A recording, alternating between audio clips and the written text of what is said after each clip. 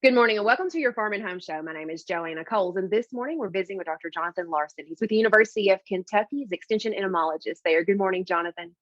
Howdy, howdy. Thank you for having me on. Well, I'm glad you're here today because we're going to talk about something that we've kind of heard on the news, picked up papers, and read about, but people might not know all about these hammerhead worms. That's a very evocative name, right? Just kind Yeah. of captures the attention when you hear that. They are a weird looking organism. If you've seen them in the news at all, people have been talking about how big they are. There are some factors with toxins that are in their bodies that people are worried about.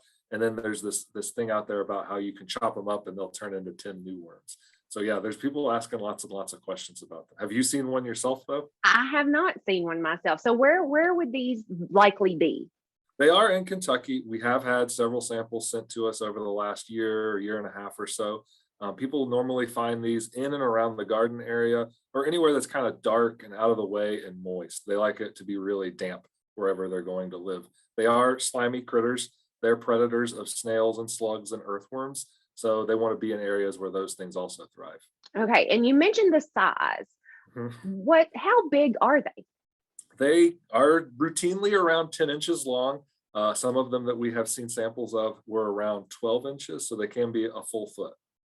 Okay, so they are large, and they're called hammerheads. So is that indicative of what they look like? Yes, they have a long tapered body, but then on the head end, they have this sort of crescent shape or hammer shape that looks sort of like a hammerhead shark, and that's what gives the group their name. They're a part of a larger group of animals that we would call the land planarians. I know that's kind of a fancy term, but it's a group of things that aren't quite earthworms. They're in a different category, but it's a large group. We have some native ones. We also have some native ones that even have the head that's sort of shaped like this. But a lot of the ones that have been in the news lately are quote unquote non-natives or invasive species. Okay, so that's what I was going to ask because I really haven't even heard a lot about them before now. So I was wondering if they were new or something that we just found in Kentucky. But you did mention some natives. Are the natives similar in the way they look, the toxins or anything like that? Or They're very similar in appearance. They're all quite long. They're all quite slimy. They're usually kind of a honey color or kind of a bourbon color, that kind of light brown. And then many of the species have different numbers of stripes on their back. You'll quickly learn the entomologists and wormologists aren't very creative. So we've got like the three striped flatworm or the five striped flatworm just the hammerhead worm.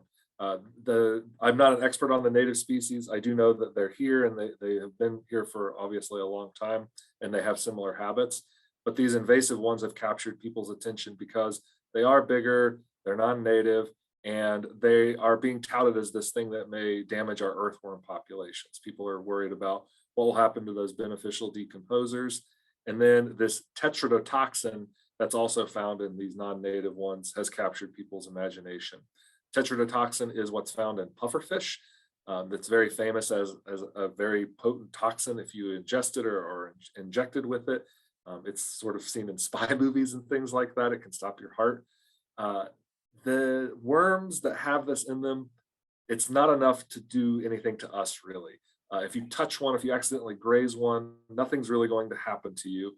If you sat down and ate like a plate full of them, yeah, bad things would happen. But I'm guessing most people aren't going to be too interested in doing that. In terms of control, the easiest things to do would be opening up the environment somehow so that there's more airflow, which would reduce moisture or increase sunlight so that it dries out. It's less homey for them.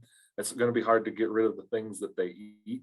So it's more important to focus on that habitat modification. If you do find some, it is advisable to not chop them up. They do have a segment of their body that falls off and turns into another flatworm. That's how they sort of reproduce. So it's best to not take a hoe or a knife and chop them up. It would be best if you could get some gloves on and then sort of scoop it into a plastic Ziploc bag and pour salt on top of it, just like snails and slugs that will dissolve it and destroy it. You can also use citric oil, that will do it, vinegar. Those are all things that will help to destroy these. I don't advise putting that stuff on the ground where the worm may be, because if you've got plants or things growing there, you're salting the earth and they're not going to be as successful in growing anymore.